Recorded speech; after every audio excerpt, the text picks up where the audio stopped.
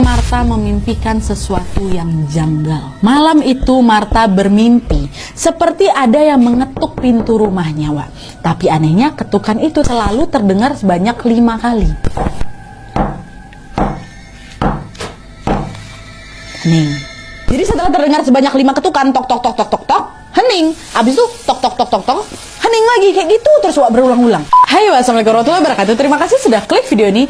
Oke, Wak, jadi malam Jumat ini seperti biasa aku akan membawakan satu kisah horor Wawa part 110. Buat kalian yang nggak mau ketinggalan kisah horor Wawa lainnya, bisa langsung pergi aja ke playlist, cari kisah horor Wawa, ada part 1 sampai part sekarang insya Allah. Dan di KW malam ini kita akan membahas tentang kisah seorang sahabat yang mengalami musibah tenggelam di sungai. Dan yang bikin bulu kuduk merinding adalah proses pencarian korban ini dilakukan dengan sebuah petunjuk yang hadir secara tersirat di dalam mimpi sahabat-sahabatnya yang lain, Wak. Dan kalian tahu, semua mimpi yang dialamin sama sahabat-sahabatnya ini terus berulang dan memiliki pola yang mirip, Wak. Yaitu selalu berkaitan dengan angka 5. Aduh, merinding, aku belum apa-apa. Itulah kenapa malam ini aku kasih judulnya angka 5. Nah, penasaran guys sama kisah lengkapnya kan? Jadi tanpa berlama-lama lagi kita langsung masuk aja ke apanya. Check it out.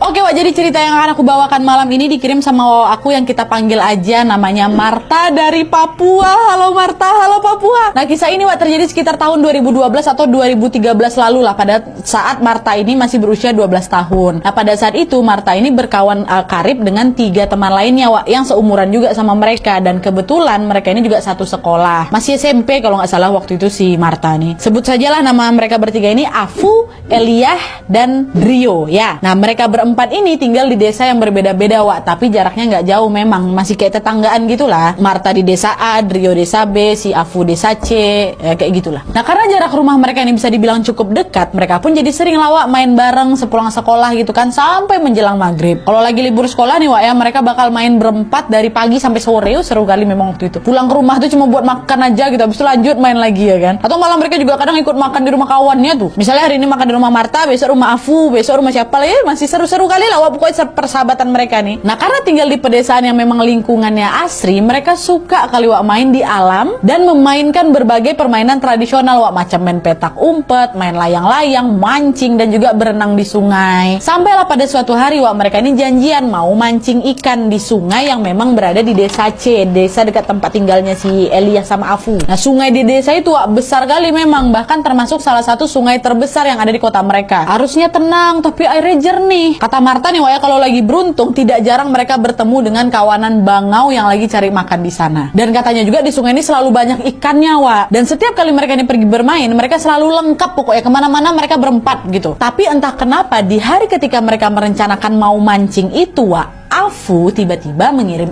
SMS kepada mereka semua dan berkata bahwa dia tidak diizinkan mamanya untuk main keluar. Padahal biasanya mamanya si Afu ini selalu ngasih izin, Wak. Apalagi kalau misalnya izinnya karena main pigi sama mereka bertiga, pasti dikasih. Tapi ternyata belum lama ini Afu memang terkena sakit malaria dan dia juga baru aja pulang dari rawat inap. Di situ mereka mikir, oh mungkin mamanya si Afu ini khawatir gegara siapa namanya si Afu ini nanti takutnya kena malaria lagi pula di sana. Apalagi kan itu ke kawasan sungai kan, pasti banyak nyamuknya. Mungkin mamanya Afu pengen si Afu banyak-banyak istirahat biar nggak ketular lagi, jadi malaria lagi pula dia nanti. Dah akhirnya si Afu nggak bisa ikut, Wak. Pergilah mereka bertiga aja, Marta, Elias, sama Drio. Nah, waktu itu, Wak, dengan nada bercanda nih, dengan nada bercanda, Marta balaslah SMS si Afu. Dia bilang, oh iyalah Fu, cepat sembuh kau ya, yang sehat-sehat, Wak, jaga diri baik-baik, awas jangan sampai lewat ya kau, kata lewat tanda kutip meninggal, Wak. Nanti sisa bertiga aja kami di sini jadi nggak seru loh.